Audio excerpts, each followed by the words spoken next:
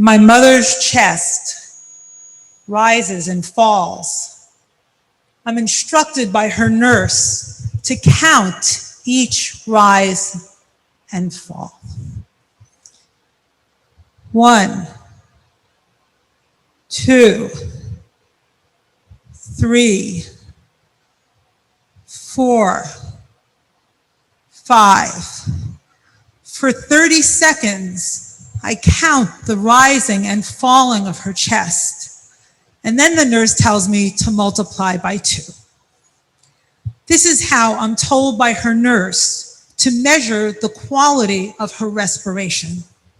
If the number multiplied by 2 is 28 or more, that signals respiratory distress, and we can give her morphine to calm her system and slow her breath. My 87-year-old mother has been struggling with Alzheimer's for the last 6 years. Last week, she aspirated her food, which means that instead of going into her digestive system, the food went right into her lungs. She could barely breathe. It looked like we might lose her. I jumped on a plane last Sunday to be with her in Miami. By the time I arrived at her bedside, she was out of danger, at least for this moment, but still weak and greatly diminished since the last time I was with her. I know I will need to return to her soon. Sitting by her bedside, I meditated on my mother's breathing and thought a lot about breathing, about breath. I thought of breath constricted, the breath of over 4 million people around the globe who have died from COVID-19, died struggling for breath. The breath of George Floyd, the breath of Eric Garner, who was killed in 2014, and many Black men who have said, "I can't breathe," while in the hands of police officers.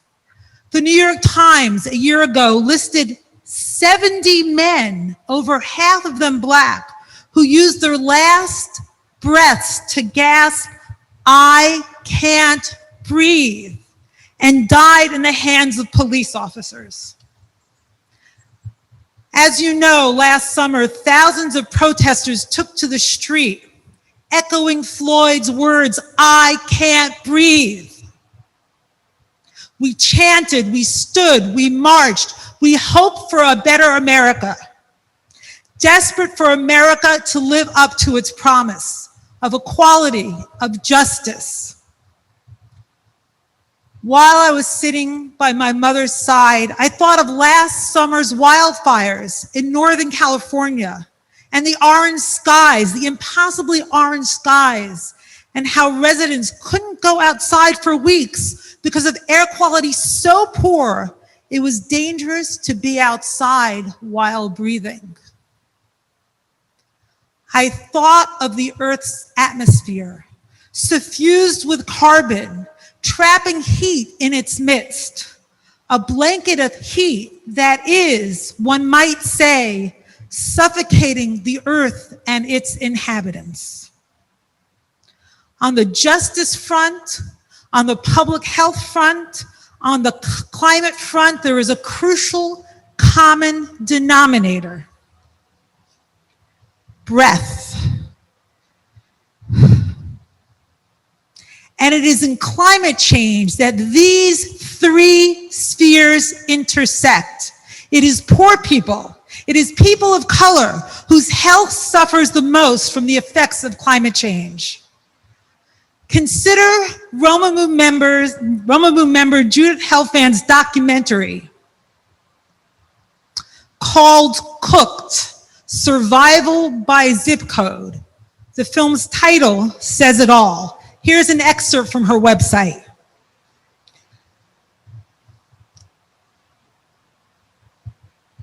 In July 1995, a heat wave in Chicago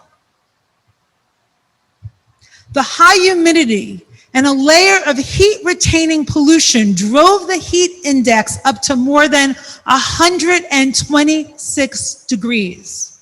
City roads buckled, rails warped, electric grids failed, thousands became ill, and people began to die by the hundreds. Cooked tells the story of this heat wave, the most traumatic in U.S. history, in which 739 Chicago citizens died in a single week, most of them poor, elderly, and African American. In her film, which I urge everybody to see, she explores the long-term crisis of pernicious poverty, economic and social isolation, and racism. And indeed, I learned today from another Romemu member and a climate activist, Jeff Levy-Lyons, sitting right here before me, and also a good friend, some other sobering facts. These are his words. I altered them, I edited them a little bit. Describing the, I hope you don't mind, Jeff, describing the intersection of justice and climate change. 1, disadvantaged communities are more likely to live in urban heat islands where the balance between asphalt, too much, and greenery, too little, causes higher temperatures. That's climate injustice. 2, many who live in public housing have inadequate heating and cooling units, and so can't respond to the higher temperatures. As record highs increase in frequency, particularly nighttime temperatures, don't allow the body to recover from a super hot day. This creates big health hazards. That's climate injustice.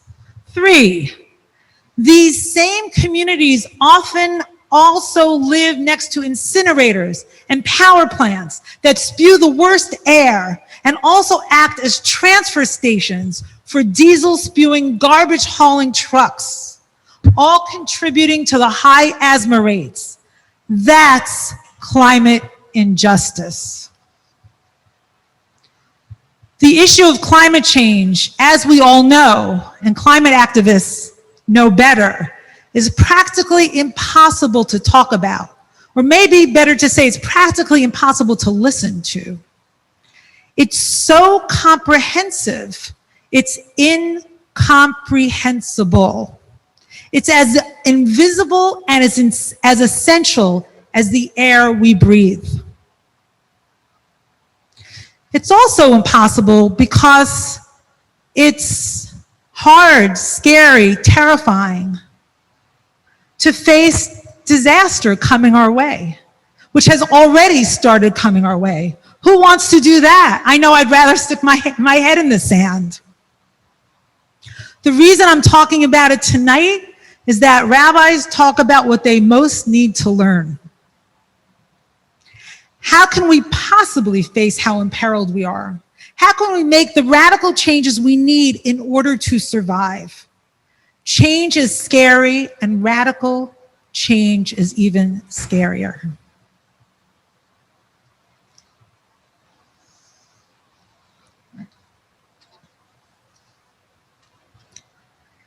As we said before, this Shabbat is Shabbat Hazon. I wouldn't be talking about any of this if I didn't think we had something to learn from the Torah this week.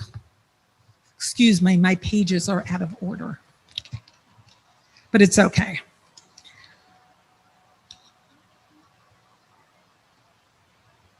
This week, we start a new book, already cause for hope. The book is called Devarim, Deuteronomy. It's so interesting because this book is a speech from the man who said when he was before the burning bush, Ish lo dvarim anochi, I am not a man of words. And now this whole book is filled with his words. So here he is speaking to the Israelites in the straits of Moab as they are ready to go into the promised land. And that too is hopeful. Promise is promising, right? It's promising. Right? There they are ready, we hope, to fulfill, to make real the reality of the promise.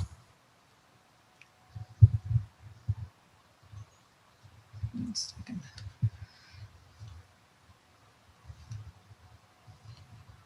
Aha, I found it.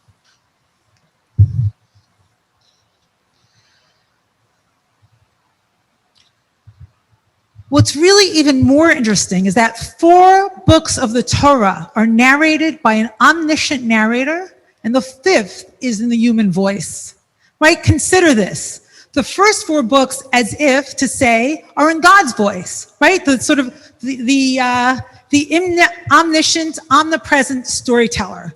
Now, scholars tell us that that voice of the first 4 books is woven from many, many voices. But it's presented as a unified voice and as one storyteller controlling the narrative. And then suddenly, at the end of Numbers, God steps down and hands it over to a human being. What a profound act of tzimtzum. And what is that tzimtzum? Meaning standing back, contracting, making room for another, making room for partnership, full partnership, for the other to be a full partner. And what does that have to do with climate change? At this moment, I think it's crucial to de-center our story, to, like God, step back from the narrative that we're used to and expand the narrative. To think about how we understand ourselves and how we understand our story. Is it all about mastery? Is it all about the individual? Is it all about the self? Is it all about my accomplishments, my achievements, my success? Or is it rather about the globe, the planet, the environment, how it thrives, how it survives? I think that would take for us a huge and profound shift. It's really difficult to decenter one's story. Many of you know I have several children with disabilities. When they were very young, I had visions, from Heschel to Harvard, from Jewish private school to Ivy League school, that my family would be all about intellect, achievement, mastery, success. And then when I had to face that this is not who my children were, I needed to find a new story. The old story wasn't working. And if I kept the old story, I wouldn't see who they were. I wouldn't see who I was with them. And the fact that the disabilities reveal to all of us is that together, just vulnerable human beings, right? We use achievement, success, and mastery to kind of mask over that, gloss over that. But who are we, right? There is no ultimate protection. There is no ultimate glory.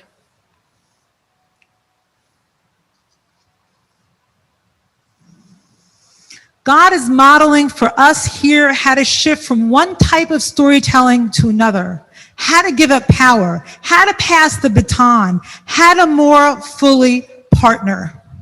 We all know that there are all kinds of ways to enter into activism regarding climate. There are wonderful Jewish organizations. There's JCAN, there's Hazon, there's Dianne. There's all kinds of ways that once you open the door, it's easy to step in. What's harder, though, is to reorient who we are in this world, who we are in relationship to our environment.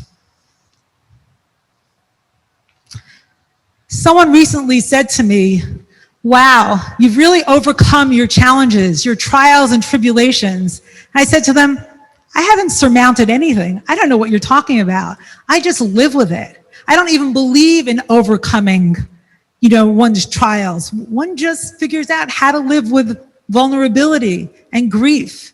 And whatever it is, one just continues with that.